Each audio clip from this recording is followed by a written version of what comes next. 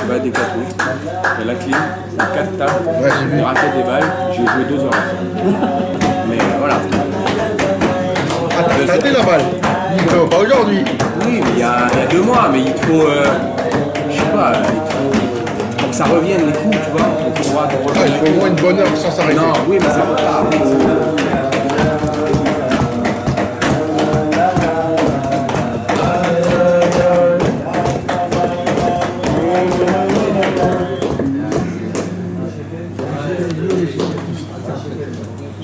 Non, un chocolat ou un chocolat, un carreau au chocolat. Bezrat Hashem, avec l'aide de Dieu, mes amis, Bezrat Hashem.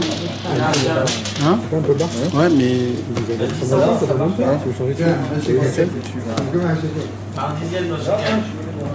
Bezrat Hashem, avec l'aide de Dieu, on va essayer de commencer tous ensemble à étudier Bezrat Hashem, la sikha du Sichot Haran, la sikha habituelle, sikha numéro 190. Les fois chez les mains pour tout l'âme Israël et surtout pour Nathan Nissim Ben Rachel, Yaakov Ben Clarisse et tous ceux Israël, Yitzhak Ben Fortuna et tout l'âme Israël, Bezrat Hashem, qu'ils ont tous besoin. Ce qu'on va étudier ce soir, c'est pas évident. C'est pas évident. Il faut être prêt pour écouter les paroles de ce soir. Les paroles de ce soir, c'est des paroles qui sont vivantes et qui vont nous parler de la vraie vie, la vie émette, la vie véritable.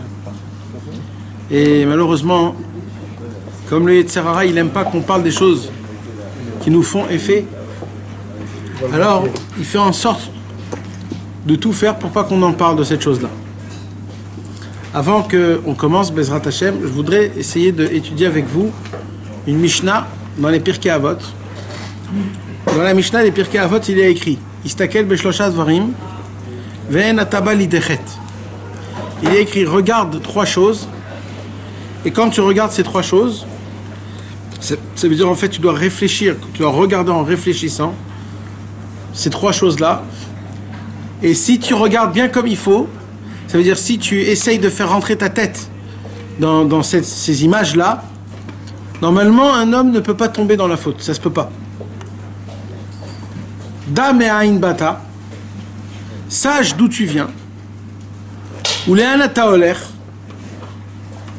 et vers où tu vas, ou lifnei mi ata atid liten din vecheshbon, et devant qui tu vas donner des comptes. Ce sont ces 3 choses-là, les Pirkei Avot. Il nous dit que quand un homme y réfléchisse à ces 3 questions-là, normalement un homme, il ne peut pas arriver à tomber et à faire des fautes, à écouter le Yetzer Hara. Alors là, Mishnah, elle pose la question Da me'ain bata. D'où tu viens? C'est quoi la réponse, mes amis? On vient d'une goutte. On n'est rien du tout. On n'est rien du tout. Rien. On est juste une goutte. Au tout début, le commencement de tout, de nous, de nos délires, de nos ta'avot, de nos envies, de nos ambitions, du roi qu'on croit qu'on va être, de l'homme qui va conquérir le monde et conquérir les cœurs. T'as commencé où, mon frère? T'étais une goutte, rien du tout. T'es rien.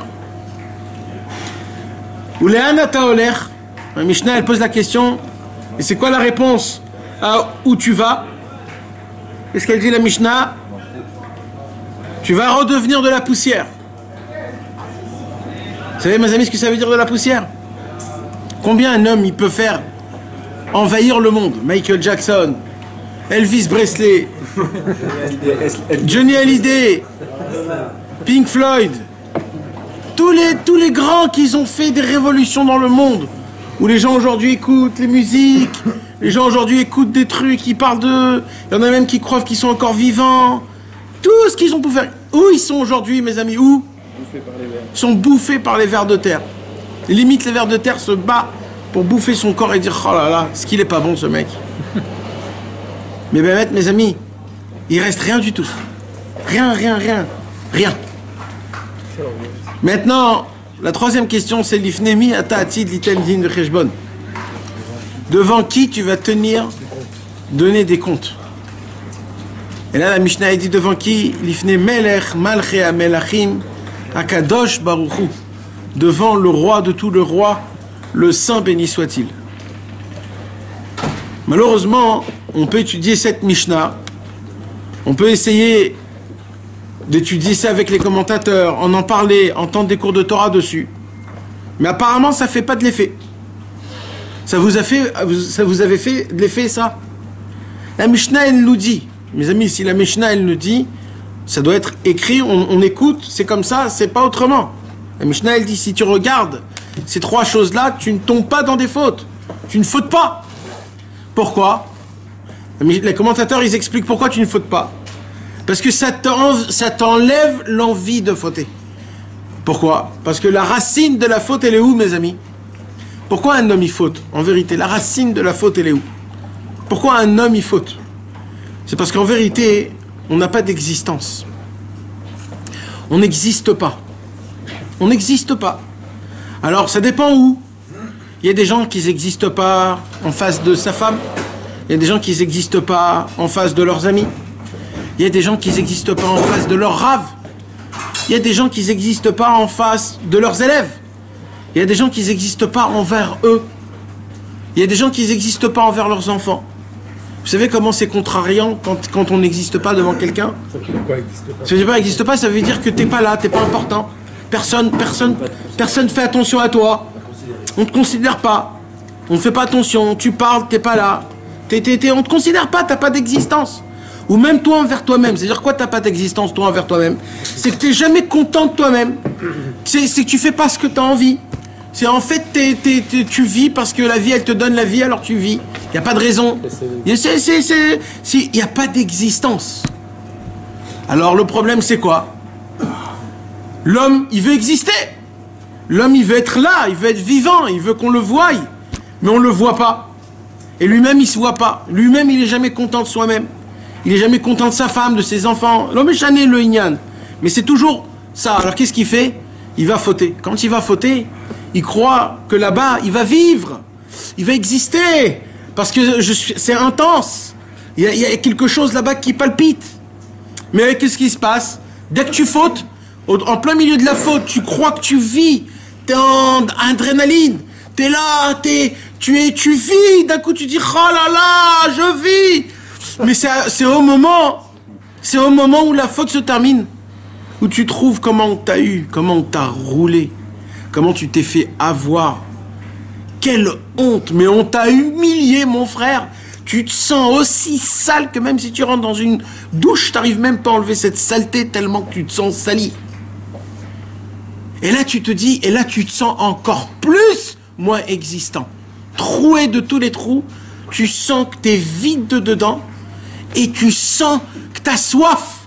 Et tu bois, mais tu as encore soif. Tu as soif, tu as une soif qui est dedans. Et tu sais pas ce qui t'arrive. Et Rabbeinu, il dit, imbécile que tu es. Tu n'existes pas. Tu n'existes, tu n'as aucune existence. Tu n'as pas d'existence. Tu n'es pas content de toi. Tu n'es pas content de ceux qui sont autour de toi. Tu juges tout le monde du mauvais côté. C'est pas bien. Alors toi, tu crois que tu vas trouver de l'existence où? Dans ce monde-ci. Tu vas acheter des grandes bagnoles, tu vas rouler à 300 à l'heure pour sentir que tu es vivant. Tu vas essayer de faire des 400 coups pour que tu te sentes que tu es vivant. Mais tu n'as pas compris que c'est pas ça qui va te donner la vie.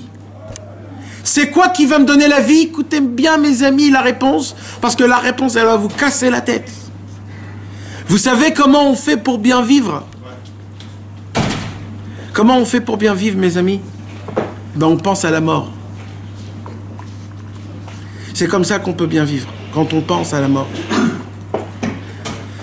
Quand on pense à la mort, c'est quoi de penser à la mort? Alors déjà, le mot mort, déjà, il fait un peu mal. Quand on l'entend, ça me fait mal à la tête. Rien que d'entendre le mot mort, c'est pas bon. Vous savez, mes amis, le Pirkei Avot nous enseigne que dans ce monde-ci, on vient dans ce monde, on est obligé de tomber dans les choses qu'il y a dans ce monde-ci. Ce monde-là a été expliqué dans une parabole, mes amis. Ça se pourrait que tout le monde le sait, mais je suis obligé de l'expliquer encore et encore parce que ça doit rentrer dans notre tête. Et mes amis, si on ne se l'explique pas, si on n'en réfléchit pas, si on ne le met pas dans notre tête, ça ne fera pas de travail. Il faut bombarder le cerveau de cette connaissance-là. Ce monde, mes amis, ressemble à un homme qui a fait une bonté à un roi. Et le roi, il lui a dit, pour que je puisse te rendre la bonté que tu m'as fait, je vais te faire rentrer dans mon trésor, je vais donner les clés de mon trésor. Pendant 1 heure dans mon trésor, tu prendras tout ce que tu voudras. Tout ce que tu peux, tu prends. 1 heure, il est pour toi. Mais Akadosh Baruch Hu, il lui a pas laissé ça comme ça. Il a tenté. Il lui a mis des bons plats, il lui a mis des séries, des films, des jeux, la parnassa. Il lui a mis dans le chemin, quand on va dans le chemin pour prendre le trésor, il lui a mis plein de stations. Et toi, tu viens, tu regardes ta montre, tu te dis, oh là là, j'ai 60 minutes. Mais moi, il me suffit 10 minutes pour dévaliser le trésor. Et lui, pendant ce temps-là, il s'assoit, et il mange, et il dort, et il entend de la musique, et il voit une série, il raconte une blague à ses copains, il va écouter sa femme, il va se promener, et comme ça, ainsi de suite, et ainsi de suite, et ainsi de suite. Et au moment où il vient pour prendre le trésor, pour dévaliser le trésor d'Hachem, Akadosh Baruch Hu lui dit, ça y est, mon fils, 1 heure est passée. Mais attends, j'ai rien pris. Ouais, t'avais 1 heure. T'avais 1 heure. T'avais 1 heure de tout prendre. S'il fallait amener un avion, t'aurais tout pris. T'as pas bougé mon frère, t'as pas bougé. Pourquoi t'as rien pris? Ce monde-ci, c'est ça. Ce monde-ci, c'est quoi? Ce monde-ci, mes amis, un jour, quelqu'un est venu chez le Chafetz Chaim. Et le Chafetz Chaim, il a dit, et devant le Chafetz Chaim, ce monsieur, il a dit, ouais, ce monde, c'est qu'un rêve, c'est qu'un rêve. Alors le Chafetz Chaim, il a dit, bah oui, pour celui qui dort. Mais celui qui dort pas, c'est pas un rêve, ce monde-ci. On peut venir dans ce monde et dormir, mes frères. On peut gagner chaque seconde des tas et des tas d'avodat Hashem, des tas et des tas de rapprochements vers Akadosh Baruch Hu, d'avoir des perceptions divines. On peut trouver des choses. Rabbi Israël, il a dit, chaque mot de l'écouter de Philot, c'est comme un coup de marteau que tu donnes au Yetzer Hara. Tu peux anéantir le Yetzer Hara, découvrir la grandeur, combien Akadosh Baruch Hu est grand, la Torah, comment elle est bonne, comment Rabbeinu Akadosh nous donne des paroles de consolation, qui nous donne des cadeaux qui sont exceptionnels, qu'on veut servir à Akadosh Baruch Hu par amour, rien que par amour. Mais malheureusement, on est là, et le problème c'est qu'on se laisse draguer par le Yetzer Hara. On dit au Yetzer Hara, vas-y, fais-moi montrer comment on kiffe. Et là, le Yetzer Hara, il te fait montrer les restos, les sorties, les jeux, les ta'avot, les habits, les voitures. Et ça n'arrête pas, et ça n'arrête pas. Et toi, t'es tenté à chaque fois par ça, et par ci, et par ça. Et le pire de tout ça, c'est quoi? C'est que après que tu obtiens tout, tu vois qu'il n'y a rien dans tout ça. Il n'y a rien de rien, il n'y a rien, il n'y a rien, il n'y a rien. Mais toi, tu continues, tu es mamine, que Bezrat Hashem, ça, oui, ça existe les ta'avot, tu es mamine, et tu vas, et tu fais, et tu refais. Il dit, Rabbeinu, et à la fin du compte, qu'est-ce qui se passe à la fin de ta vie? Tu découvres qu'en vérité, les tzadikim, tout ce qu'ils avaient dit, ils avaient raison. Mais toi, tu n'as pas voulu écouter. Mais le problème, c'est qu'on s'est réveillé très tard. Maintenant, mes amis, moi, ce soir, je voudrais vous parler d'un sujet, mais je ne voudrais pas qu'on ait peur. Ce soir, je voudrais vous parler du but de ce monde. Émettre la mytho, la vraie vérité, pourquoi on est venu dans ce monde? Pourquoi on est venu dans ce monde? Émettre, mes amis.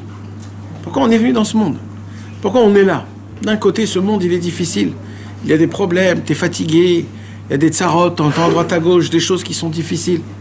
Tu te dis limite, pourquoi on doit vivre comme ça? Des situations pareilles, qu'ils sont difficiles, tu n'arrives pas à gérer, ou c'est dur, où tu te poses des questions sur Hachem, tu te poses des questions, pourquoi je suis venu dans ce monde? Il faut se poser ces questions, pourquoi on est venu dans ce monde? On est venu dans ce monde, mes amis, parce que ce monde, c'est là où le maximum, on peut prendre le maximum pour avoir des bagages dans le monde futur. La vraie vie, elle commence après qu'on va mourir dans ce monde-ci. La vraie vie va commencer après notre mort. Et tout ce qu'on va vivre après notre mort, c'est en fonction de ce qu'on a pris dans ce monde-ci. Tout ce qu'on a pris dans ce monde-ci, c'est ce qui va nous rester dans le monde futur. Ce qu'on n'a pas pris pour le monde futur, il ne va rien nous rester. Tout ce que tu as beau faire, on va à droite, à gauche, on marche des kilomètres, on travaille des heures et des heures. On mange, on dort, on parle avec des gens. Tout ça, il va rien rester de tout ça. Rien. Tout ça, c'est comme si que tu fais rien. C'est comme si que tu fais rien. C'est comme si que tu n'as rien. Alors qu'est-ce qu'il faudrait faire? À chaque fois que tu essayes de réfléchir à Hachem, à chaque fois que tu essayes de réfléchir au tzaddik, à chaque fois que tu essayes de réfléchir à la raison pour laquelle tu es venu dans ce monde, qu'est-ce que je peux faire de bien? Qu'est-ce que je peux rajouter pour Akadosh Baruch Hu? Comment je peux dévoiler Hachem? Comment je peux le servir? Comment je peux dire Shema Israël, Hashem Elokeinu, Hashem Echad, en prenant sur moi vraiment le service divin sur mes épaules, de prendre sur moi d'appliquer Torah ou Mitzvot Behemet. Dans la Sira du Sirot Torah numéro 190, Rabbi Nachman il commence et il dit comme ça. Amar. Shekama pe'amim tziyer le'atzmo inyane mita. Rabbi Nachman il raconte que plusieurs fois quand il était jeune, il s'inventait dans sa tête comment il va mourir. Il se faisait rentrer dans la tête des scènes de comment ça va se passer quand il va mourir. Que ilou ou met mamash. Vous savez que Rabbi Nachman, quand il rentrait dans quelque chose, il était très fort. Rabbeinu Akadosh, quand il a dévoilé Hitbodedut, il était tout le temps dans Hitbodedut. Jusqu'à qu'il obtenait tout de Hachem. Il était têtu. Après la tfila, c'était la tfila. Après la Torah, c'était la Torah. Chaque chose, il le faisait à l'extrême. Quand Rabbeinu il a dévoilé Hitbodedut de parler aux membres, Rabbeinu il a fait d'une manière que quand il parlait aux membres, les membres étaient là et écoutaient Rabbi Nachman, ce qu'il lui disait à la lettre. Et une des choses que Rabbeinu a pris sur lui, c'est quoi? C'est ça, c'est d'essayer de s'enfermer dans une chambre, de s'allonger par terre, d'éteindre toutes les lumières, de fermer les yeux et de s'inventer, de s'imaginer dans la tête qu'est-ce qui se passe quand je vais partir de ce monde-ci. Et lui, il se mettait par terre comme si qu'il était déjà mort. Il dit Rabbi Nachman, je l'ai fait tellement fort, je l'ai tellement pensé à ça, que je ressentais complètement que Mamash, il était mort, il ressentait plus rien dans son corps, il ressentait tout le goût de la mort. Qu'est-ce que c'est la mort? Vous savez ce que c'est la mort, mes amis? C'est quoi la mort? La mort, c'est tu te déshabilles du matériel. C'est quoi le matériel? Le matériel, c'est tous les envies qu'on a, tous les goûts, toutes les habitudes, tous les kiffs, tout ce qui touche le corps, les fatigues, les joies, toutes ces choses-là, c'est quoi? C'est le corps humain. Quand un homme il meurt, il n'a plus ça. Maintenant, imaginez-vous quelqu'un qui a été habitué à un luxe énorme et que d'un coup, on lui prend tout. On lui prend le café, la cigarette, le manger, on lui prend le dormir, on lui prend les vêtements, on lui prend tout d'un coup. Vous savez combien ça fait mal de mourir, mes amis? Ça fait très mal de mourir. Parce que d'un côté, il n'y a plus de matérialité, donc on te prend tout, mais les habitudes y restent. Comme les habitudes y restent, mais tu n'as plus de corps, tu souffres. Tu souffres énormément. Tu ne sais plus quoi faire. Tu as des envies, tu souffres. Parce que ça reste. C'est parce que ça, c'est dans la tête, c'est pas le corps lui-même. Maintenant, il dit Rabbi Nachman, pour qui c'est difficile de mourir? Pour les gens qui ont des ta'avot dans ce monde-ci. Pour les gens qui aiment ce monde. Pour ceux qui aiment le manger, les femmes, les honneurs, l'argent, kiffer. Ça, pour eux, c'est difficile. Pourquoi? Parce que d'un coup, tu leur enlèves tout. Mais pour un homme qu'il a essayé de enlever ce monde-ci déjà de son vivant, pour lui, ça lui fait pas mal de mourir. Pourquoi? Parce qu'il n'y a aucune différence pour lui de mourir ou de vivre. Le problème, c'est que nous, on est l'autre, on n'est pas lui. Nous, on est quoi? Mais celui qui fait tous les ta'avot. Ah bah alors, il faut être l'autre. Ok, mais comment on fait maintenant? Alors attends. Alors Rabbeinu il nous dit que rien qu'en réfléchissant de la mort, en pensant à la mort, pas en pensant à la mort en tant que mourir, mais le fait que la mort, qu'est-ce qu'elle fait en fait? C'est quoi la mort? La mort, les gens, ils pleurent tous, c'est un enterrement, ça fait très peur, mais c'est pas comme ça que la Torah elle voit la mort, mes amis. La mort, c'est juste un passage d'un endroit à un autre endroit, c'est tout. La mort, c'est une continuation d'un geste que tu as fait dans ce monde-ci. En fait, ce monde-ci, c'est quoi? C'est un investissement. Et ton investissement, tu le touches quand tu meurs. En fait, de mourir, c'est la chose la plus belle au monde qui puisse exister. Pourquoi? Parce que sauf tu vas recevoir ce que tu as fait pendant des années et des années. Tout ce que tu as fait, tu vas tout recevoir d'un coup. Rabbi Nachman, il dit, quand tu penses à la mort, ça t'enlève le goût des ta'avot. Pourquoi? Parce que d'un coup, tu vas découvrir combien tu es minable. Qu'est-ce qu'on a dit tout à l'heure, mes amis? On a dit tout à l'heure, vous voulez savoir c'est quoi la raison pour laquelle un homme il faute? La raison pour laquelle un homme il faute, c'est parce qu'il veut exister. Donc, ça vient d'où? La racine, elle vient de la ga'ava. La racine, elle vient de l'orgueil. Quand un homme il faute, c'est pour de l'orgueil. C'est parce qu'il a besoin de se gonfler. Il a besoin d'exister. Il veut se faire montrer. Il veut prouver quelque chose. Pour lui, pour les autres. Il veut arriver quelque part. mais il n'a pas compris que dans ce monde-ci, il n'y a rien, on n'a pas besoin de prouver rien à personne. Rien à personne, t'es pas là pour prouver rien du tout.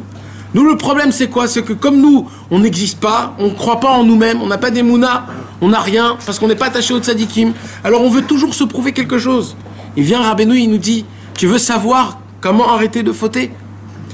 Il n'y a pas beaucoup de solutions, parce que ça, c'est un Yetzer Hara qui est dans ton cœur.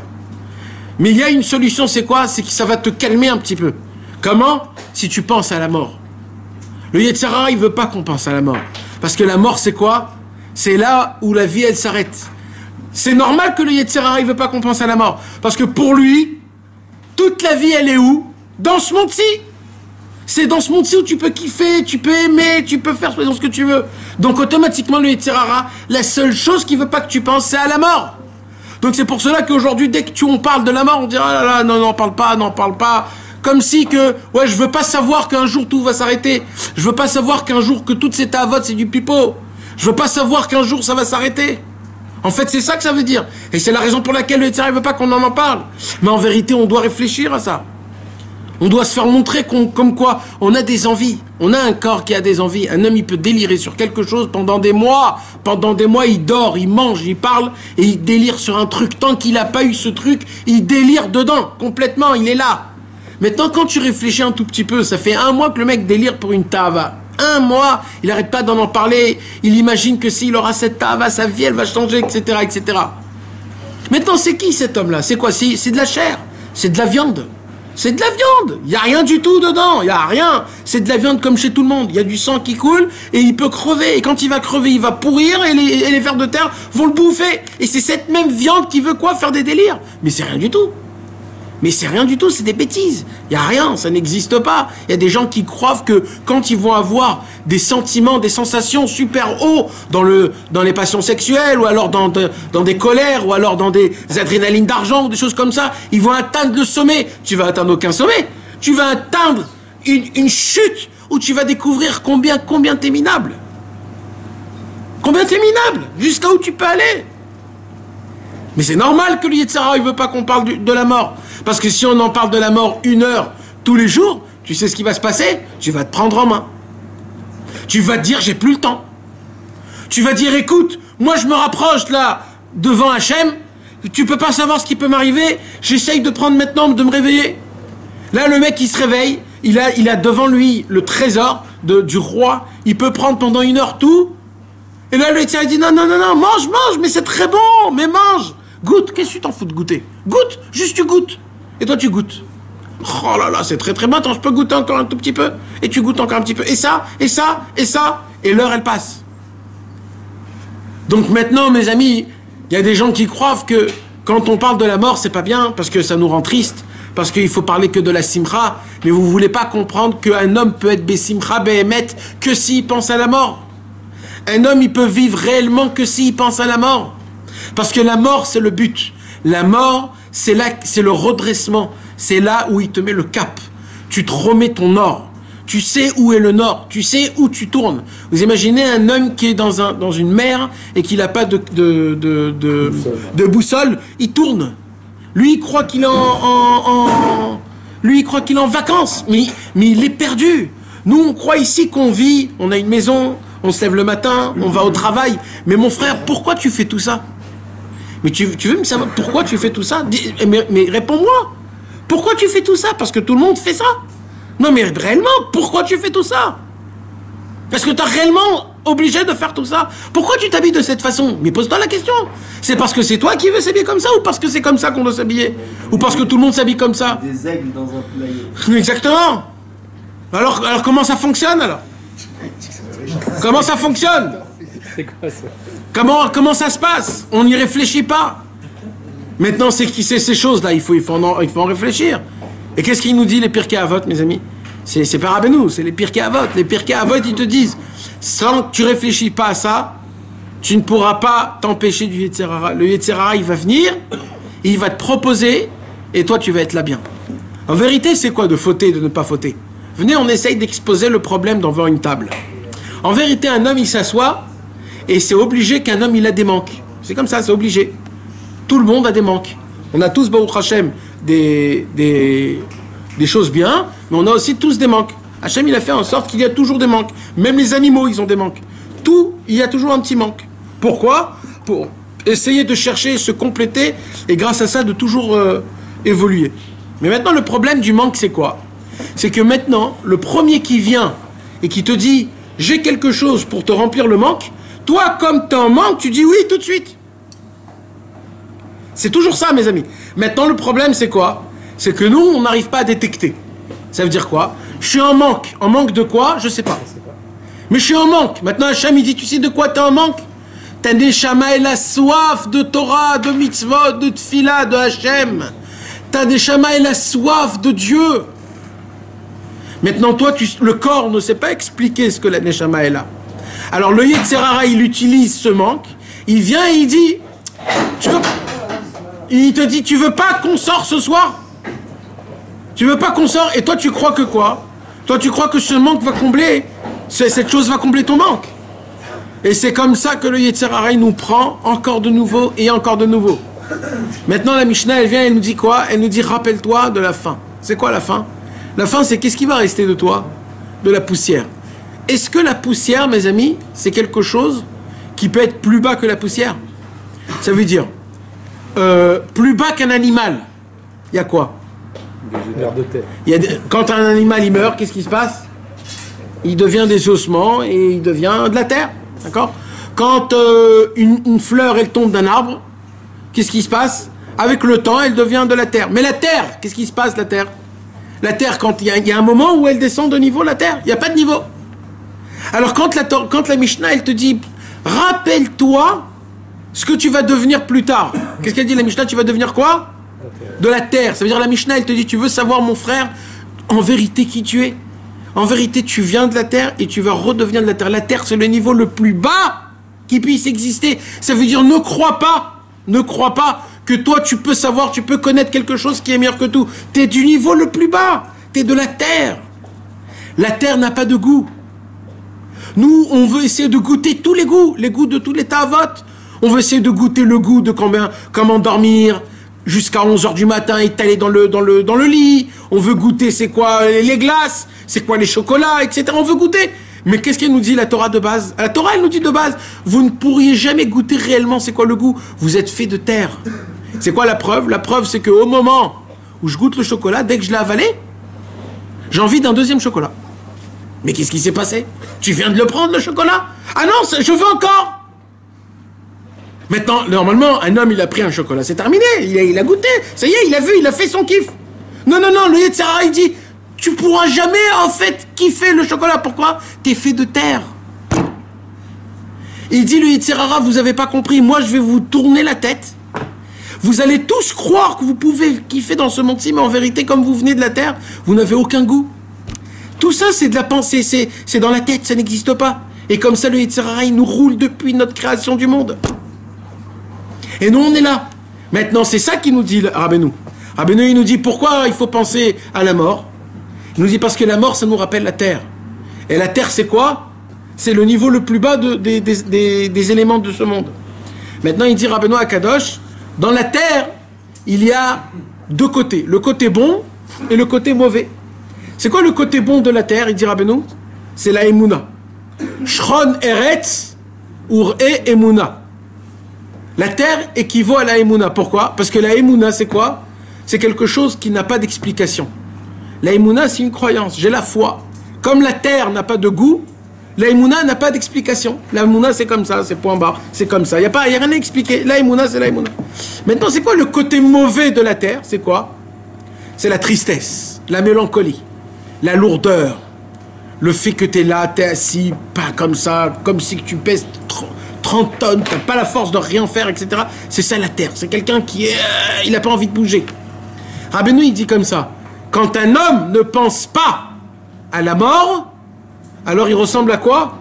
Il ressemble à quelqu'un qui est triste, qui est dans mélancolie, qui est lourd.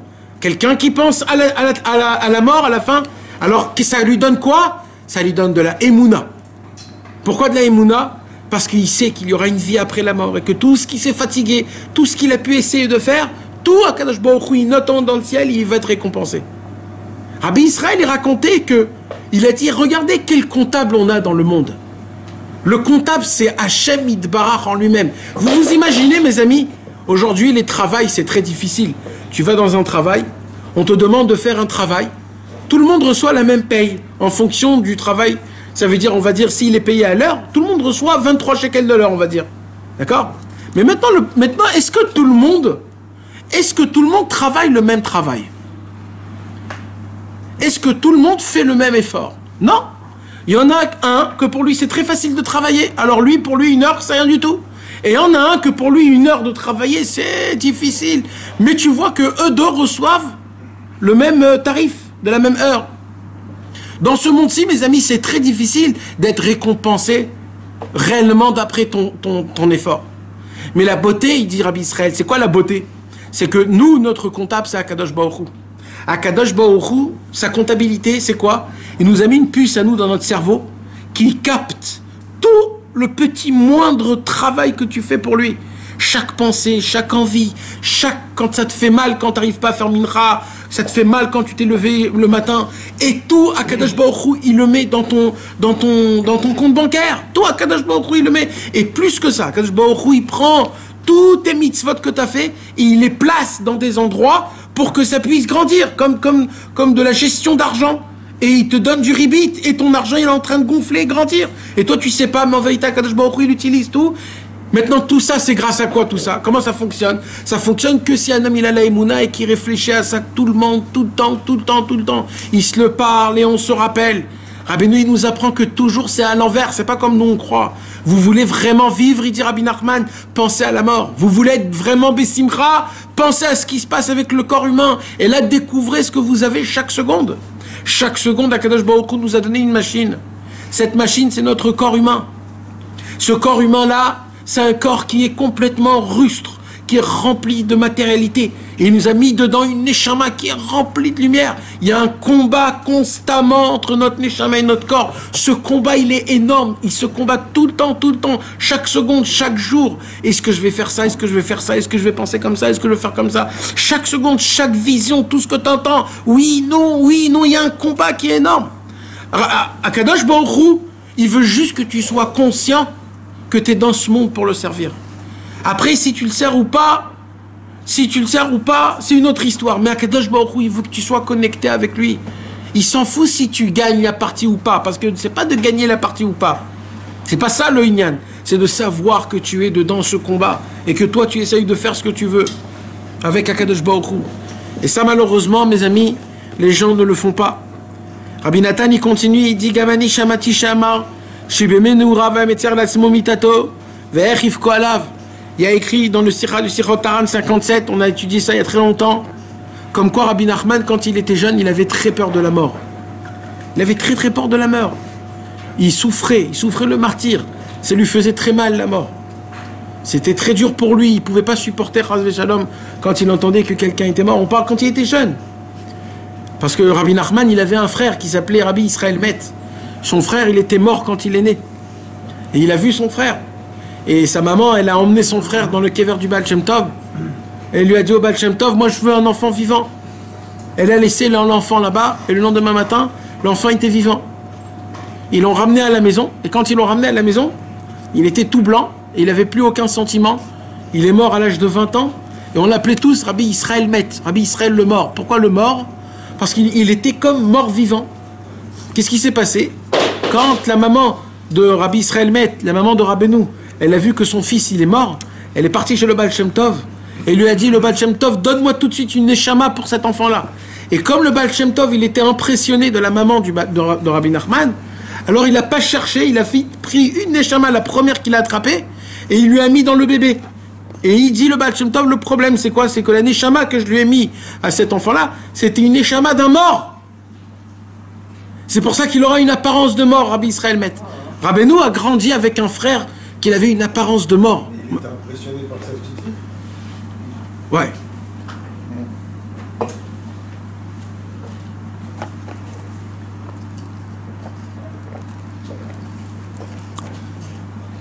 Et comme Rabbeinu, il a grandi avec ça, donc ça lui faisait quelque chose de très fort, parce que c'était la mort. C'est pour cela que Rabbeinu, quand il était jeune, il avait très peur de la mort. Et vous savez qu'est-ce qu'il a dit, Rabbi Nachman? Il a dit, Dafka, parce que j'avais peur de la mort, je m'enfermais dans ma chambre et je pensais à la mort. Je faisais l'inverse de ce que mon corps il avait.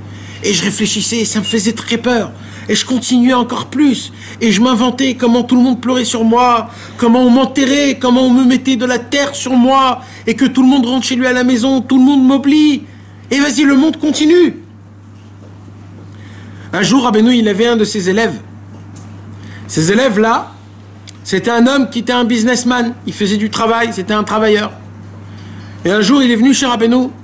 Rabbeinu, il lui a dit, il lui a parlé comme quoi il faut essayer de regarder le ciel, comme quoi il faut essayer de...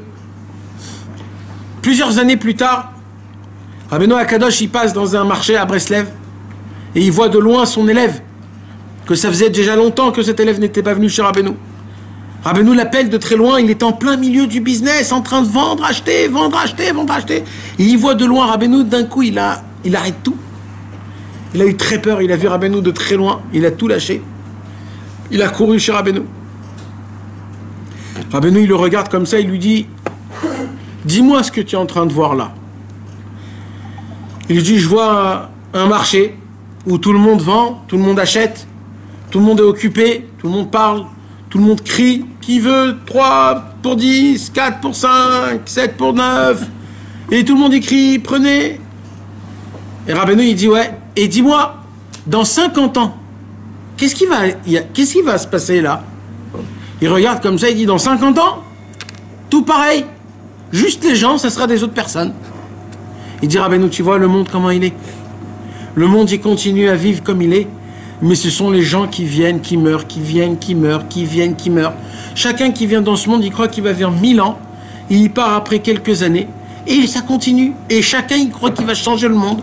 Chacun, il croit que c'est lui qui va bouffer le monde, avaler le monde. Il va révolutionner le monde. C'est lui qui va découvrir la nouvelle start-up. C'est lui qui va faire le nouveau truc du siècle. Et chacun, tous, ils y croient que c'est lui. Tous ceux qui jouent le loto, ils sont tous persuadés qu'ils vont gagner le loto. Il y en a des milliards qui jouent le loto. Ils sont tous sûrs qu'ils vont gagner le milliard. Tous. Et chaque fois, ils rejouent. Et chaque fois, ils ont la Emouna. Et chaque fois, ils rejouent. Et encore, et encore, et encore. Même celui qui gagne. Même celui qui gagne. Il va dans le trou. Le Yetzer Hara, Rabbeinu Akadosh, il nous a dit, le Yetzer Hara ressemble à un homme qui rentre dans le marché. Et il dit, c'est moi, j'ai ici ce que vous avez, ce que vous voulez.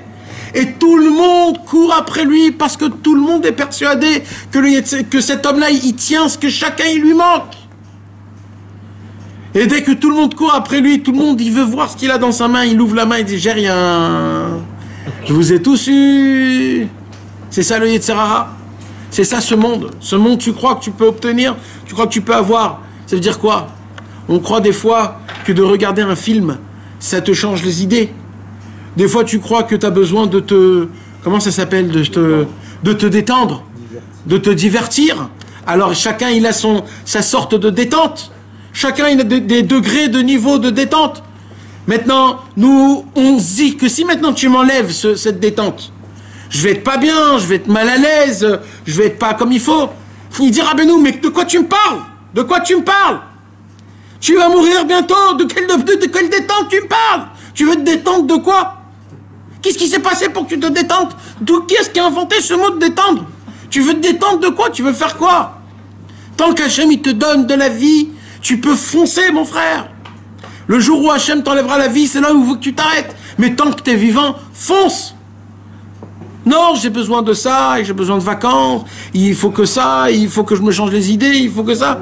Mes amis, sachez une chose, on a, nous surtout les Français, et encore plus nous les Tunisiens, qu'on est des super grands kiffeurs et qu'on adore toujours glander et qu'on adore charrier, s'asseoir des heures devant des plats, et rigoler sans s'arrêter et chicher toute la journée et on peut pas s'arrêter. Si personne nous arrête, on peut faire toute la vie, être des soi-disant, comme ils appellent ça, des bons kiffeurs, des bons vivants. Mais mes amis, il n'y a pas mieux que ça pour brûler la vie. Ça s'appelle brûler la vie, ça. Quand on goûte, écoutez mes amis, je vais vous dire des choses que malheureusement c'est la vérité, mais on est obligé d'en parler. Et je me l'ai dit à moi-même je me l'ai dit. Mais vous savez mes amis, quand on goûte quelque chose de bon dans le corps humain. Le corps humain, il goûte un goût matériel. Automatiquement, ça lui cache un goût spirituel. Ça veut dire quoi? Ça veut dire, si maintenant j'ai un Kinder Bueno super bon à te faire goûter. Et toi, tu vas ouvrir le Kinder Bueno et tu vas croquer dedans. Et d'un coup, tu vas ressentir dans ton palais toutes les saveurs qui remontent jusqu'à ton cerveau. Tu vas kiffer et tu vas reprendre encore une autre bouchée. Vous voyez la quantité de goût et de kiff que tu as eu? Ben de cette manière-là, quand tu vas utiliser ta bouche pour étudier la Torah, si moi je vais venir, je vais vous raconter un chilouche de Torah, vous allez me regarder comme ça. À cause du Kinder.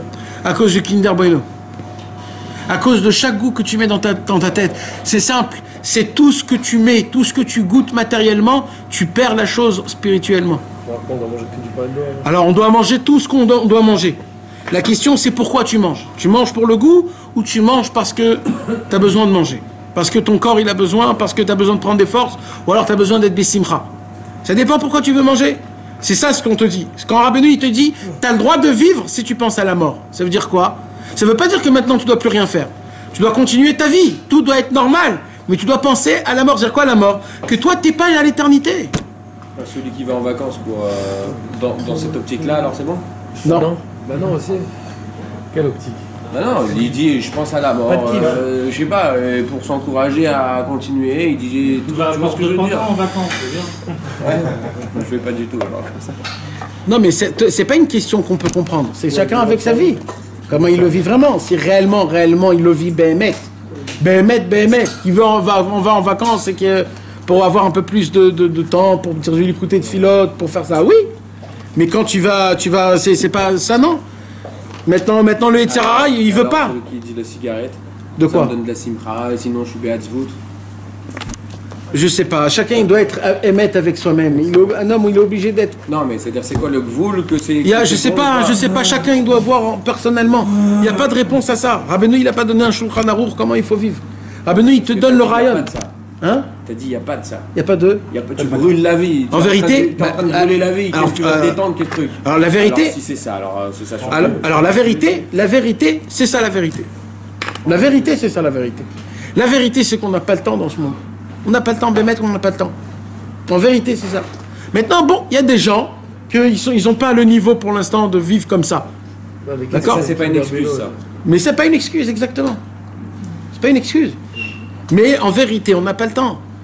C'est pas maintenant qu'on doit Mais qu'est-ce qui a créé le Kinder Bueno? Qu'est-ce qui a créé toutes ces envies? Et qu'est-ce qui a créé l'état à vote? Mais non, mon frère, mais t'as pas le droit de dire ça. Mais Akadosh Baruch Hu, il t'a mis dans un monde pour que toi, tu combats, pour que tu fasses montrer ton amour envers Hachem. Oui, mais ça serait plus simple de... Mais il n'y a pas plus simple. Hachem veut pas que ça soit simple. Hachem, il veut que tu le sers, mon frère. Si c'est simple, c'est pas du service. Donne-moi du tout ta kiffance, s'il te plaît. Attends, j'ai une question. Tu vas kiffé ou tu vas pas kiffer? Pourquoi c'est une angoisse? Pour qui c'est une angoisse, la mort? Pour toi? Parce que c'est une angoisse, parce que Tout le c'est monde, c'est l'inconnu. impossible pour tout le monde. Pourquoi c'est une angoisse? Pourquoi? L'inconnu, tu sais pas. Tout le monde, c'est l'angoisse. C'est Pourquoi? impossible une personne qui dit oh la mort. Pourquoi c'est une rastera à la mort? Pourquoi? Hein? C'est la vérité, nos proches. Non, mais la vanne, parce que personne voit sa famille, truc, c'est comme ça. Ça après ce qu'on sait. Bah oui, tu sais pas qui va passer, bah oui. Il y a toujours une. C'est bien, on veut penser à la mort tous les jours, mais comment ça ne passera déjà? C'est pas la mort. C'est bien en vrai que c'est notre C'est rapport. qu'il y a quelque chose à dire. Franchement, après tu peux voir mort aussi ta journée. aussi, On est rien et qu'on a rien. Alors, parce qu'en vrai, ça veut pas servir. Mes amis, Rabbeinu, il n'a pas dit ici. Rabbeinu, il n'a pas dit ici qu'il faut penser à la mort. Rabbeinu, il n'a pas dit qu'il faut penser à la mort. Là, Rabbi Nathan nous raconte que Rabbeinu, il faisait ce travail-là. Et dans le livre Lirot Beibé Anachal, il y a une histoire où Rabbi Israël il raconte que plusieurs fois, Rabbi Israël et ses copains, ils allaient dans une forêt, ils creusaient un trou, et chacun en tour, il se mettait dans le trou, et il faisait comme si qu'il était mort, et on lui mettait de la terre, et mamash, jusqu'à qu'ils avaient la peur, mamash, comme ils ressentaient, mamash, Et ça, il se réveillait après dans la Vodat Hashem. Vous savez, mes amis, quand des fois on est malade. Ça mais Vadaï, et à l'époque, ils allaient dans des cimetières. Et là où il n'y avait pas de cercueil, ils creusaient un trou, ils mettaient là-bas des Chaverim. Si c'était Rabbi Israël, ou si c'était Rabbi Shmuel Shapira, ou alors des grands. Et ils étaient enterrés comme ça. Pourquoi? Pour casser, pour briser le corps. Parce que le corps, il a une azout. Il a une effronterie de te demander de faire des choses. Mes amis, des fois, on va dans l'extrême dans l'état à vote. Des fois, on va dans l'extrême. Des fois, il n'y a pas... Dans ça, tu te laisses aller. Alors pourquoi tu te laisses pas aller aussi dans la Vodat Hashem? De temps en temps, tu fais un extrême. Tu sais qu'est-ce que tu fais à ton corps quand tu fais quelque chose comme ça? Tu lui donnes un coup, ton corps, il va plus te parler pendant une semaine, il va rien te dire. Il va rien te dire. Mais le problème, c'est quoi? C'est que malheureusement... Maintenant, je vais vous dire quelque chose. Attends, juste on termine là ce que Rabbeinu il a dit. Rabbeinu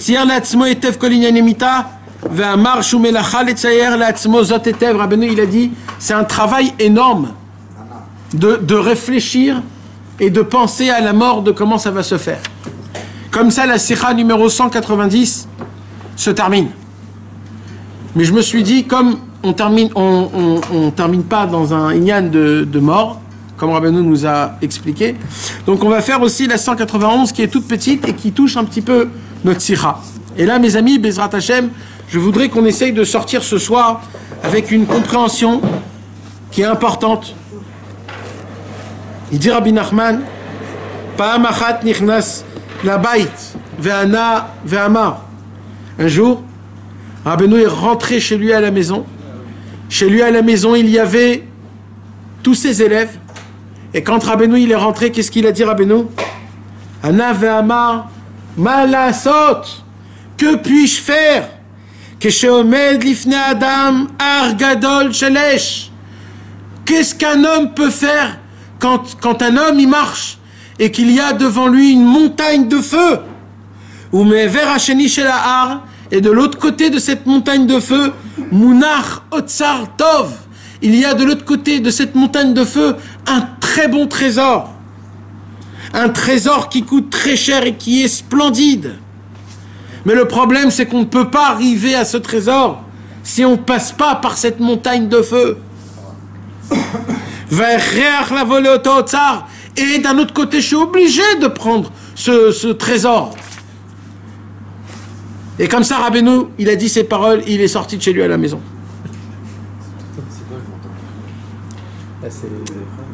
Achar Ezeyamim, quelques jours plus tard, Chouv Diber Misé. Rabbeinu, il a répété cette parole.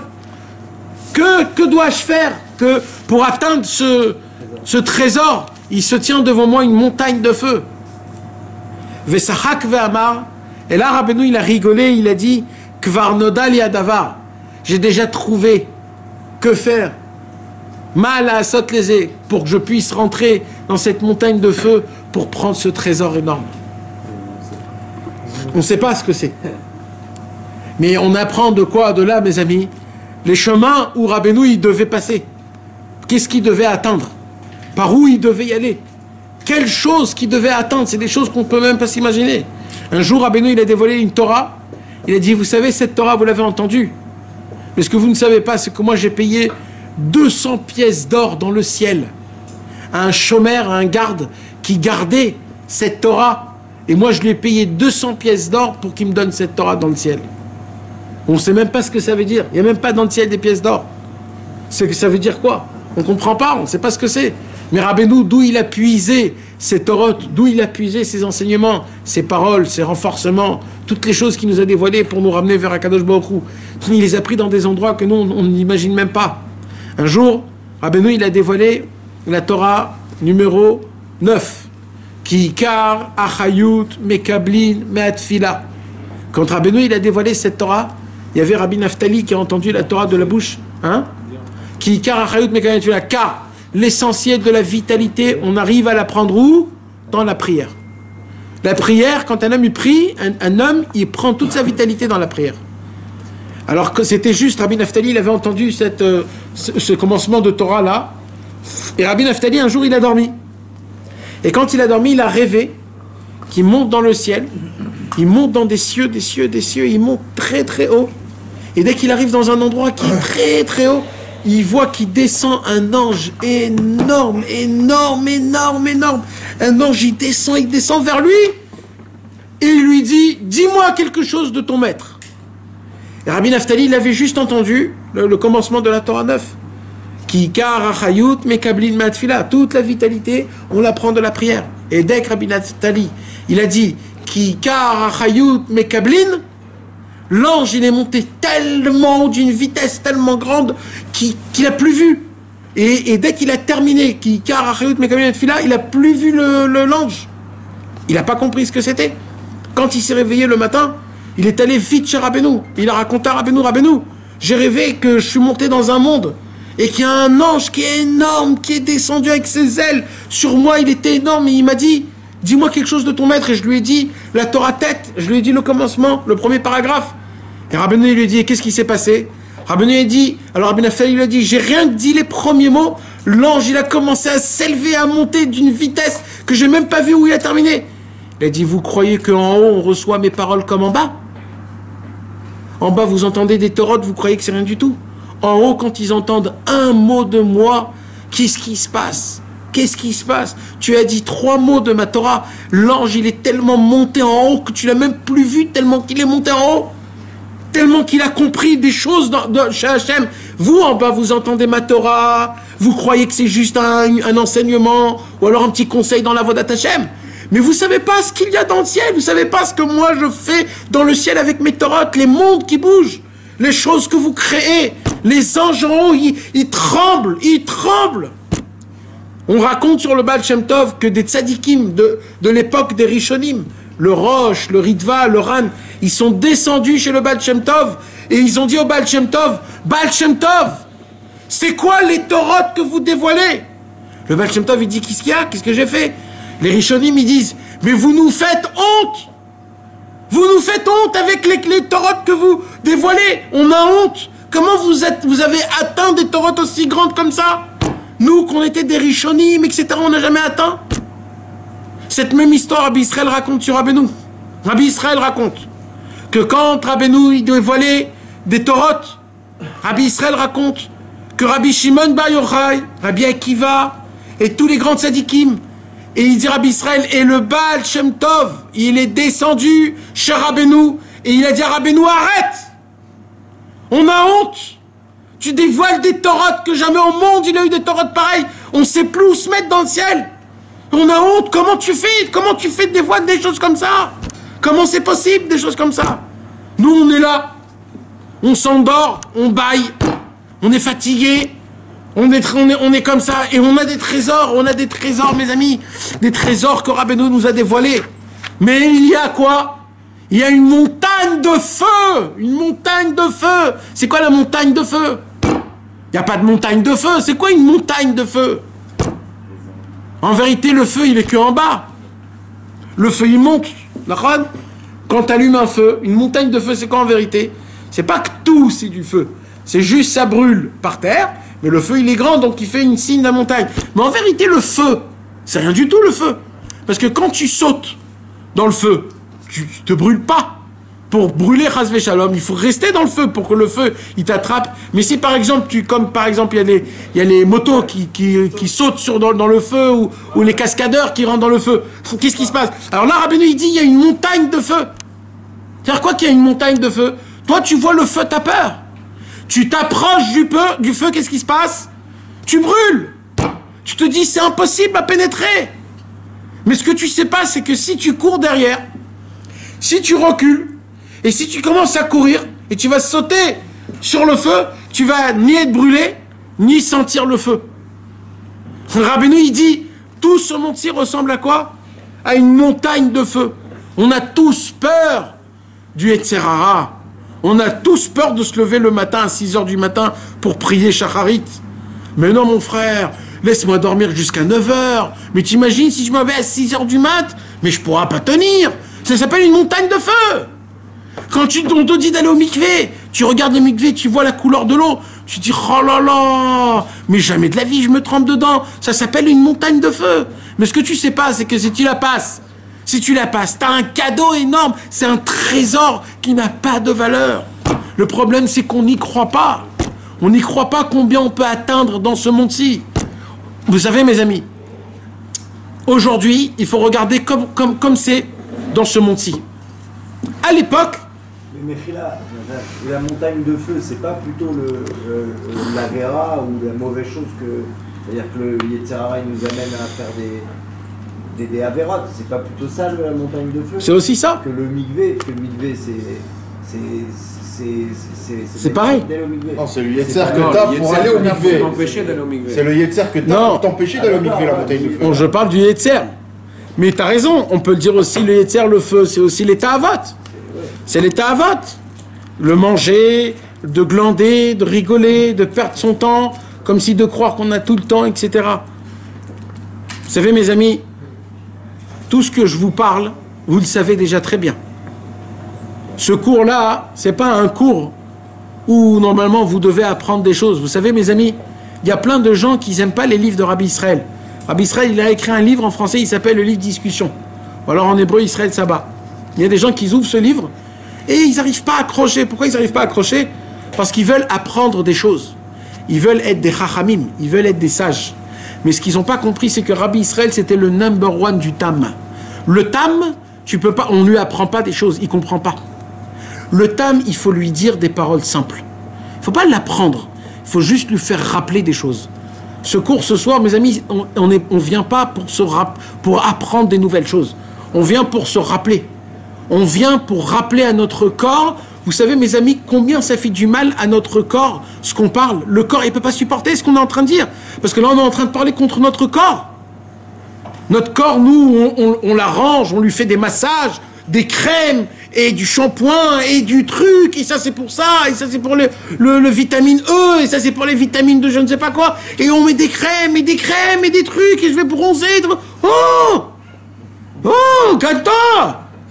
Mais c'est quoi ce corps-là? Tu vas le jeter, c'est une écorce, tu vas le mettre dans un truc, tu vas le jeter à la poubelle, ce corps, après 120 ans. Le problème, c'est quoi? C'est que tu crois que le corps, c'est toi. Le corps, c'est pas toi. Le corps, c'est juste un habit, c'est un habit. C'est pas le vrai toi, ça, c'est pas toi. Le vrai toi, c'est ce que tu penses, ce que tu fais, ce que tu aimes, ce que tu voudrais être. Ça, malheureusement, on le voit pas. Baruch Hashem, que, vous savez, mes amis, aujourd'hui, quand un homme, il mange des bêtises, le corps, il fait en sorte qu'il te fait montrer. Comment? Si par exemple du jour au lendemain tu commences à manger des bêtises, hamburger sur hamburger, bisli, bamba, que des bêtises, qu'est-ce qui va se passer? Le corps il va commencer à grossir, à gonfler, et là les mecs ils vont dire oulala, qu'est-ce qui t'est arrivé mon frère? T'as grossi et tout. Je dis ouais, je sais pas ce qui m'arrive, je suis très gros, je sais pas ce qui m'arrive. C'est quoi? Le corps t'a fait montrer qu'est-ce qui se passe quand tu manges des bêtises. Vous vous imaginerez, mes amis, si le cerveau il aurait fonctionné en tant que de quantité de bêtises que tu fais rentrer dans le cerveau, si le cerveau il aurait aussi gonflé ou grossi en fonction des bêtises que t'as, la tête qu'on aurait tous, avec les bêtises qu'on aurait fait rentrer dans la tête. Lui il a vu 600 séries, t'as une tête avec des cornes. Lui il a vu 3 séries, alors il a un truc comme ça. Il a fait un truc, lui c'est un rhinocéros. Vous imaginerez si Hachem il aurait fait en sorte que notre tête elle grossit en fonction des bêtises qu'on a dans notre tête. Baruch Hashem qu'Hachem il a pas fait ça. Que le tas de bêtises qu'on a dans la tête, personne ne le sait. Parce que Hachem il nous aime. Mais c'est comme ça. Mes amis, en vérité, il y a une apparence de sottise et de bêtises qu'on a dans le cerveau qu'en fonction de ça, t'es gros ou t'es maigre. Il y a des gens ici qui sont hyper gros dans la bêtise. Et il y a des gens hyper maigres dans la bêtise. Il y a des gens qui sont déjà malades, tellement qu'ils sont gros de bêtises. Ils sont devenus déjà obèses. Ils savent plus quoi faire. Tu peux plus leur parler. Ils te font toujours une blague. T'arrives pas à les atteindre. Rabbeinu Akadosh, il a trouvé le point. Rabbeinu Akadosh, il a dit, quand tu te rappelles qui t'es vraiment, quand tu sais qui tu es vraiment. Vous savez, mes amis, les gens qui changent les gens qui changent de sexe, Les gens qui changent de... et qui se la croient que c'est des filles ou que c'est des garçons ou je sais pas quoi. Alors, ils ont beau tout faire. Prendre des cachets, se tuer le corps, la vie, tout ce que tu veux. Devant leurs copains, ils croient que c'est des garçons, des filles. Il va savoir chacun. Mais il y a un truc où là-bas, ils peuvent pas... Là-bas, ils sont obligés d'être les vrais. C'est quand ils rentrent chez eux à la maison, devant ses parents, sa mère va lui dire, écoute, tu joues pas avec moi. Et quand elle dit ça, ça suffit pour arrêter le délire où la personne, il est. Quand il sort de chez lui, il est dans son délire, il vit avec son délire, il parle comme une fille. Mais devant sa maman, il est ce qu'il est, comme il est Béhémet. Pourquoi? Parce que sa maman lui rappelle le commencement de tout. À moi, tu peux pas me faire bouger. Nous, quand Akadosh Baruch Hu, Rabbeinu, il nous a demandé de parler avec Hachem. Il nous a demandé de parler avec Hachem d'une manière que tu te rappelles qui t'es vraiment. Ne joue pas un jeu que tu crois que qui tu es. Sois le vrai toi. Découvre qui tu es vraiment, qu'est-ce que tu aimes vraiment. C'est quoi que tu haïs, Béhémet? C'est quoi ta vraie vie? C'est quoi ce que tu veux? C'est quoi tes rêves? Ne te laisse pas influencer par ce monde qui te dit, qui va t'influencer qu'il faut être comme ça, il faut pas être comme ça, il faut faire comme ça, il faut pas faire comme ça. C'est quoi qui te remet tout de suite ta place? C'est quand tu penses à la mort. Pourquoi Shlomo Amelech, il a dit, vaut mieux aller dans un enterrement que d'aller dans un mariage. Comme ça, Shlomo Amelech, il a dit, quand t'as un mariage ou un enterrement, tu vas à l'enterrement. Pourquoi? Parce que ça te remet en place. Ça te rappelle que tu vis pas jusqu'à la fin de toute ta vie. Quand un homme, il est malade, il n'a rien envie, il n'a pas envie de dormir, il n'a pas envie de manger, il n'a pas envie de rigoler, il n'a rien envie de rien. Pourquoi? Il dit Rabbeinu, parce que quand un homme, il est malade, il est proche de la mort. Et quand tu es proche de la mort, tu n'as plus envie de rien. Il dit Rabbeinu, si tu penses à la mort comme il faut, pas à la mort du niveau chas v'shalom, angoissant, et la mort au niveau... Non, la mort du niveau bien, comme il faut. Pas que tu es en train de... Alors, Akadosh Baruch Hu, qu'est-ce qu'il fait? Il te donne la réalité, de regarder la vie réellement pour que tu puisses réellement vivre Béhémet. Quand tu ne penses pas à la mort, tu crois que la vie t'appartient, tu la brûles. Mais quand tu penses à la mort, tu sais qu'elle est proche, donc tu vis encore plus. C'est vrai ou faux? C'est logique ce que je suis en train de dire. Mais qu'est-ce qui te fait le Yetzer Hara? Il te dit non, c'est l'arsat de parler sur la mort. Mais on a peur de quoi, mes amis? Si réellement on croit dans Rabbi Nachman de Breslev, Rabbi Nachman, l'homme, le seul au monde qui est venu pour s'occuper des âmes les plus salisses qu'il y a dans ce monde-ci. Nous, des personnes qui sont têtues dans l'état à vote, têtues dans tout. On est là et malheureusement, on ne fait pas ce qu'il faut. Et Rabbeinu Akadosh est venu pour nous, des gens sales qui puent. Et il nous a fait faire montrer, découvrir combien on vaut à Hachem. On est des pierres précieuses qui sont salies dans la terre. Et à cause de ça, la pierre précieuse ne brille pas. Rabbeinu, il vient, il nous lave de la terre et il nous lisse. Et quand il nous lisse, on brille. Mais pour cela, il faut se laisser briller, il faut se laisser lisser. Comment on se lisse? Il faut crier beaucoup dans la forêt. Il faut crier jusqu'à que tu n'as plus des forces. Du Yetzer Hara qu'il est là et qui t'étrangle. Il faut essayer de faire du Likutei Tfilot, des Teilim, de regarder le ciel. De ne pas croire que tu es là, que tu vas vivre jusqu'à 120 ans. Et tu vas vivre, c'est certain, dans 10 ans, je vais encore vivre. Il faut savoir, mes amis, dans la Torah, Rabbeinu, il dit Baruch Hashem Yom Yom. Il faut savoir qu'aujourd'hui, c'est pour toi ton dernier jour. C'est ton dernier jour. Maintenant, aujourd'hui, tu dois faire le maximum que tu peux. Demain, ça n'existe pas. Et quand demain, tu te réveilles, il faut que tu saches que tu as 24 heures pour vivre. T'as que 24 heures. Fais ce que tu peux pour ces 24 heures-là. Après, tu laisses tomber.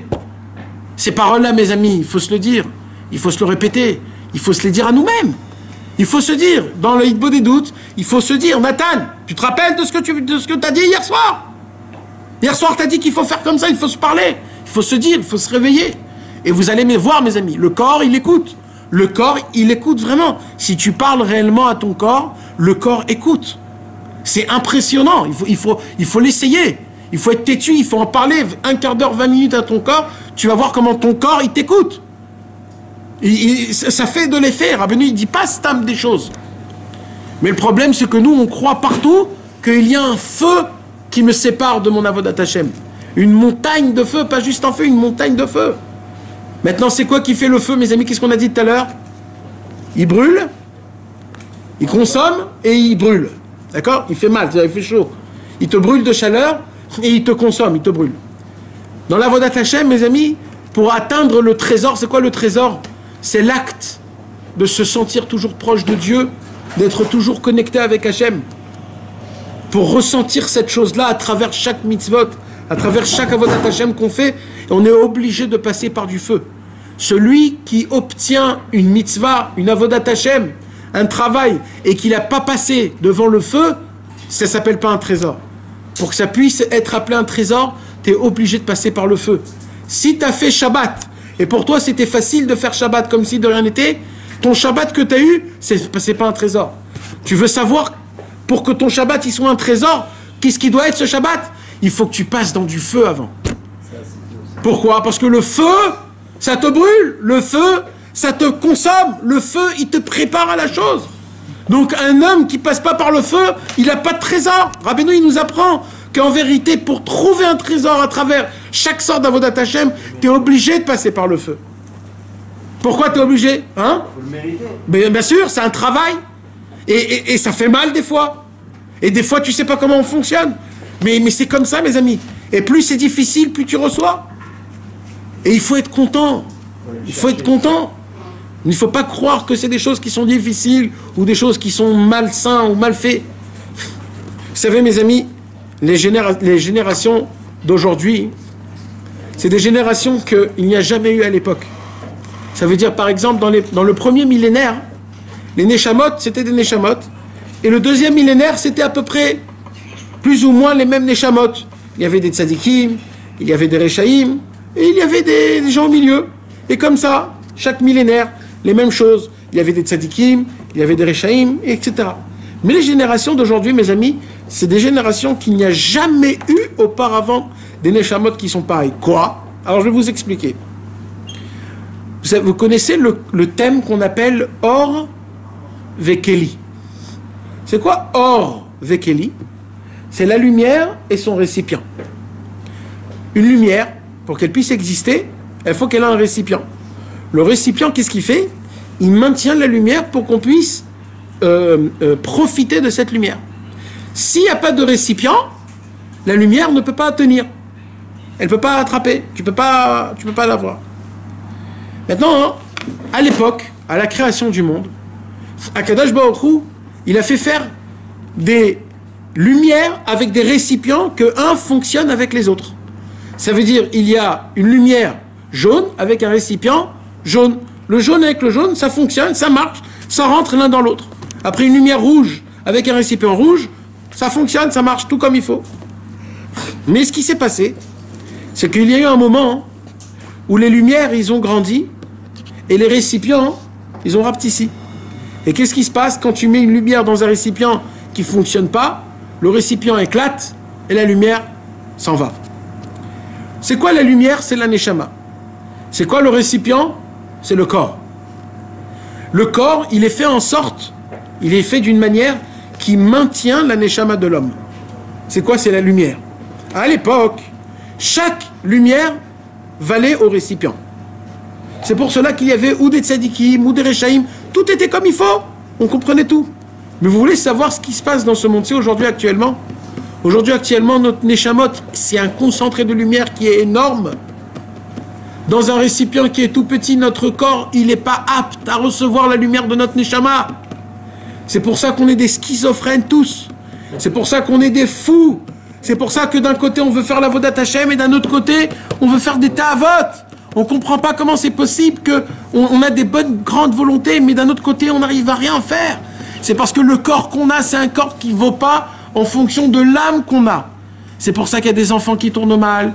C'est pour ça qu'il y a des gens qui font teshuva. C'est pour ça qu'il y a des gens qui partent dans des autres endroits. C'est des gens qui sont perturbés.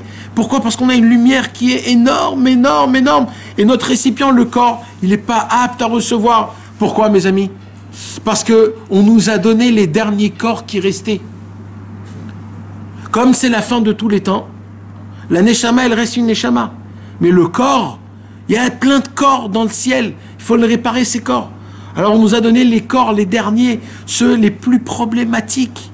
Ceux qui sont têtus, qui sont râleurs, qui sont lourdeaux, qui sont tous, hop. On a reçu des corps comme ça, et on a reçu des neshamot énormes. Et on ne sait pas ce qui nous arrive.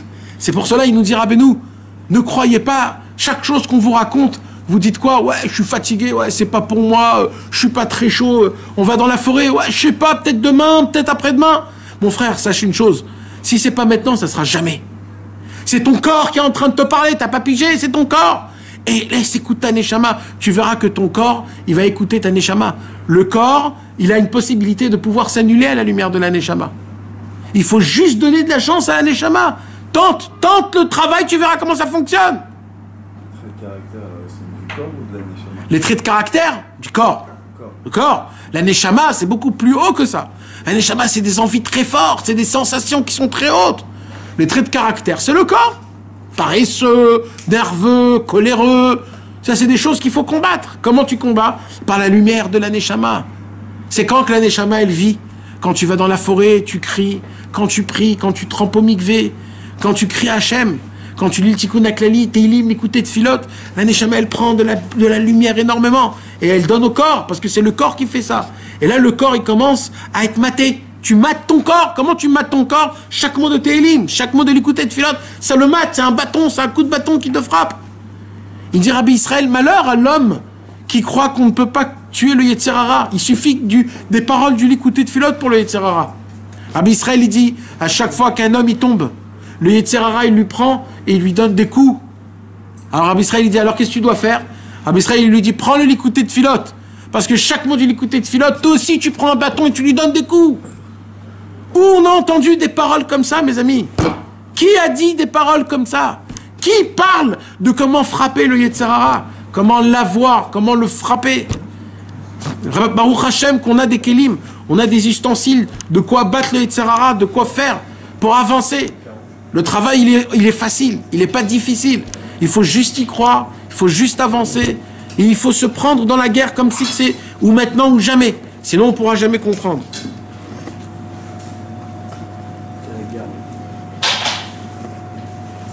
C'est ça, mes amis, la montagne de feu qu'un homme, il est obligé de passer. Pourquoi? Parce qu'avant le feu, vous savez, mes amis, le fer, avant qu'on le redresse, il faut le brûler. Qu'est-ce qui se passe quand tu redresses un fer sans le brûler? Tu le casses. Qu'est-ce qu'il dit Rabbeinu? Avant de recevoir le trésor, il faut passer dans la montagne de feu. Pourquoi? Parce que si tu passes dans la montagne de feu, tu seras chaud et on pourra te changer, te tordre facilement. Mais si tu veux atteindre directement sans passer dans le feu, on va te casser. Ça va te casser la Vodat Hashem. Rabbeinu, il dit, t'inquiète pas, quand tu souffres des fois, ça te chauffe. En fait, c'est pour que tu changes facilement. Si tu acceptes de vouloir te rabaisser, alors là, on va te rabaisser facilement. Mais si tu veux pas, ça va casser. Et là, quand ça casse, ça fait du mal. Nous, surtout les Français, et on adore le kiff, et on supporte pas les petites choses qui nous embêtent, et on adore, on veut le top comme il faut, etc. Tout que ça soit comme il faut. S'il y a quelque chose qui nous embête, c'est un problème. Il faut arrêter d'être sensible comme une petite fillette. Il faut être des combattants, il faut être des soldats. Il faut être prêt à rentrer à l'armée, à la guerre, mes amis. Le Mashiach, malheureusement, il y a des gens qui croient que le Mashiach, on l'attend. Mais en vérité, le Mashiach, on ne l'attend pas. Le Mashiach, il n'attend pas. Un seul qui attend, c'est qui? C'est le Mashiach qui nous attend à nous. Alors, il y en a qui disent, on attend le Mashiach, et le Mashiach, il dit, on attend. Chacun, il s'attend. Jamais il va venir, le Mashiach. Jamais il va venir, le Mashiach. Parce qu'en vérité, le Mashiach, il nous attend à nous. En vérité, notre travail, c'est nous, on doit venir aller chercher le Mashiach. Mais le problème, c'est qu'on ne sait pas comment. Rabbi Nachman, il est venu dans ce monde pour créer une armée. Mes amis, ce que je vous dis, c'est de la réalité. Vous croyez que je rigole, mais c'est de la réalité. Rabbeinu est venu dans ce monde pour former une armée. Cette armée, son travail, ça sera quoi? C'est former le Ham Israël pour que Mashiach vienne. Rabbeinu a formé une armée de Mefitzim, une armée de Lamdanim, une armée de gens qui disent l'écouter de Philot et de Teilim, une armée de gens qui fait des voyages à Ouman. Il a créé des patrons partout. Et chacun, il a son travail pour faire en sorte que tout le monde parle des paroles de Rabbeinu, pour que quand Mashiach viendra, tout le monde va comprendre ce que le Mashiach va dire. Parce qu'actuellement, si Mashiach il vient, personne ne va comprendre ce qu'il a à nous dire. Il va parler, on ne va pas le comprendre. sauf les Breslev. Alors qu'est-ce qu'il fait Rabbeinu? Rabbeinu il commence de l'écouter Moharan comment? Qui car Kléa Zaïn chez le Mashiach ou Tfila. C'est quoi, avec quoi le Mashiach il va combattre? Avec la prière. Et là Rabbeinu il nous dit, premier travail, celui qui veut rentrer dans mon armée, il faut qu'il sache une chose, que pour rentrer dans mon armée, il faut passer un test. C'est quoi le test? Mets tout dans la prière. Toutes tes forces dans la prière. Mise tout dans la prière. Tout. Demande tout à Hachem. On va voir. Parce que quand Mashiach viendra, dans la prière, il des doutes, Shacharit Mincha Arvit, tout ce qui est prière, Tehillim, Likutei Tfilot, mets tout dans ta prière. Toutes les forces. Parce que le Mashiach, quand il va venir dans ce monde-ci, il va révolutionner le monde avec la prière. Et comme ça, Rabbeinu, de Torah en Torah, il nous parle comment être les soldats de Rabbeinu. Et Rabbeinu, il dit, mes soldats, ils n'ont pas le droit d'être tristes. Mes soldats, ils n'ont pas le droit d'être tristes. Ils sont obligés d'aller à l'armée tout le temps joyeux. Et ils doivent faire montrer le sourire à tout le monde. Tout le monde doit être ébloui de la simcha que vous avez. Après, Rabbeinu, il a dit, mes soldats, ils doivent s'aimer tous ensemble. Ils doivent s'aimer. Ils doivent se prendre des contacts. Comment ça va? Ça va bien aujourd'hui? Tu te sens bien? Juste tenez-vous tout seul, ensemble. Rabbeinu, il a dit, mon armée, il doit tous les jours 1 heure parler avec son patron, son caporal, son général, lui raconter tout ce qui s'est passé, faire une bonne des doutes. Après, comme ça, Rabbeinu, il nous forme. Et Rabbeinu, il nous dit, mon armée, il doit juger tout le monde du bon côté. Vous n'avez pas le droit de regarder personne du mauvais œil. Vous devez regarder le monde du mauvais œil. Comme ça, vous allez faire rentrer dans le monde de la lumière, des bonnes odeurs, de la lumière qui est chiyuvi, qui est positif, qui est créatif, qu'on aime. Quand le Mashiach va voir qu'il y a une armée pour lui en bas, qui a commencé à faire son travail, le Mashiach viendra. Avant ça, le Mashiach ne viendra pas. Maintenant, on a tous la possibilité de faire partie de l'armée de Rabbeinu. Il faut juste le choisir. Il faut choisir. Rabbeinu, il a donné un livre de mode d'emploi. Ce livre de mode d'emploi s'appelle Conseil. Dans le livre Conseil, il y a le mode d'emploi, comment faire partir de l'armée de Rabbeinu. Dans l'Likutei Etzot. Il y a écrit tout ce qu'il faut là-bas. Comment il faut aimer, comment il faut avoir la émouna, tout. Il y a tout écrit. C'est pas un livre qui est compliqué. Rabbeinu, il dit juste tu lis. Je veux pas que tu appliques. Il dit Rabbeinu, juste tu lis. Tu lis, ta vie change. Tu lis, tout se fait tout seul. Mais il faut que tu sois au courant. Il faut que tu saches c'est quoi ce qu'il y a sur tes épaules. Pas tout le monde connaît Rabbeinu. Pas tout le monde connaît les cadeaux que Rabbeinu il a donnés. Nous, Baruch Hashem, chacun, là où il est dans sa vie, il a un petit peu goûté les paroles de Rabbeinu. Il a vu comment sa vie elle change, comment sa vie elle s'embellit, comment d'un coup il aime Hashem, il parle à Hashem, d'un coup il y a un goût à sa vie, d'un coup il y a des choses qui changent. Alors Baruch Hashem, mais dis, raconte à tes copains. Raconte ce qui t'arrive, raconte ce qui est Rabbeinu, raconte que ce que Rabbeinu il peut te faire montrer. Rabbi Israël il a dit, Rabbeinu il a une force que de tous les péchés que tu as fait, il les rend en des mitzvot. En des mitzvot. Vous vous imaginez de quoi on parle? Mais ça n'a jamais existé. Ça veut dire que le plus grand rachat chez Rabbeinu, il va devenir le plus grand tzaddik. Mais où on a vu un truc pareil? Où on a vu un truc pareil? Comment c'est possible? Comment Rabbeinu t'arrive à faire ça? Rabbeinu il dit parce que moi je fais rappeler à mes élèves que Hachem il est avec eux, dans eux, toujours avec eux, il les aime. Le problème c'est quoi? C'est que le Yetzer Hara fait que j'oublie ça.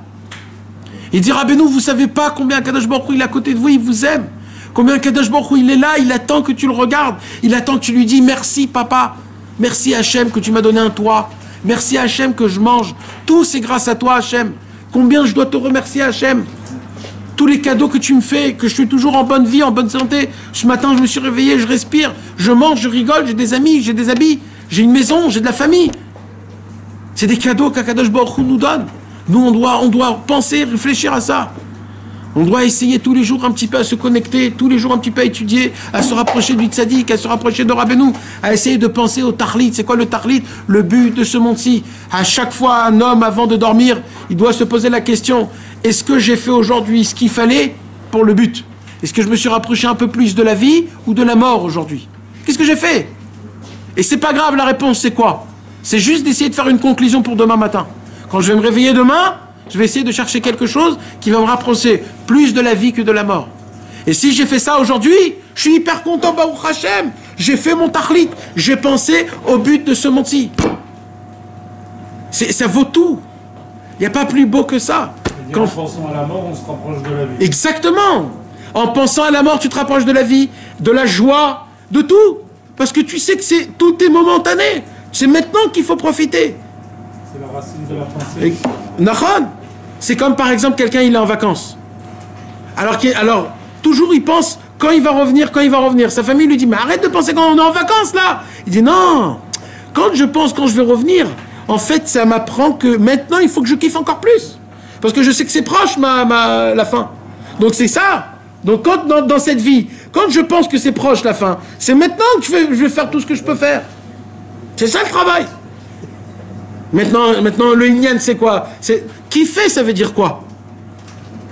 Ça veut dire faire kiffer le corps. Pas l'âme. Pas toi. C'est faire kiffer le corps. Vous savez, vous connaissez mes amis, il y a un dicton ashkénaze. Un jour, un grand-père, il dit à son fils, à son petit-fils, qu'est-ce que tu aimes, maman? Ah, qu'est-ce que tu aimes? Alors le petit-fils, il lui dit, j'aime le poisson. Alors le grand-père, il lui dit, non, j'aime pas le poisson. Le grand-père, il dit, non, c'est faux, t'aimes pas le poisson. Tu t'aimes toi. Parce que si t'aurais aimé le poisson, tu l'aurais pas fait sortir de l'eau et tu l'aurais pas bouffé. Donc si tu aimes le poisson, c'est pas que tu aimes le poisson. Tu aimes toi à travers le poisson. Quand quelqu'un, il voit une femme, il dit, cette femme, je l'aime. T'aimes pas cette femme. Tu t'aimes toi. Et comme elle te fait toi kiffer, donc tu t'aimes toi. Mais le jour où elle te fera plus kiffer, tu vas plus l'aimer. Donc tu l'aimes pas elle, tu t'aimes toi. Donc t'es un grand menteur. Tu aimes une banane, t'aimes pas une banane. Si t'aurais aimé une banane, tu l'aurais pas sortie de l'arbre et tu l'aurais laissé comme elle est telle qu'elle. Alors tu aimes qui en vérité? Tu aimes toi, tu aimes le goût qu'il te donne. Donc en fait c'est faux tout ça. Comment on fait pour aimer? Si tu aimes vraiment, donne. Fais pour lui. Là, on va voir combien tu vas aimer. C'est comme ça qu'on teste l'amour. L'amour, on la teste de qu'est-ce que tu fais pour. Combien tu donnes pour. Combien tu te sacrifies pour. Là, on voit combien pas combien il te donne, combien il te fait, combien il te donne de kiff, etc.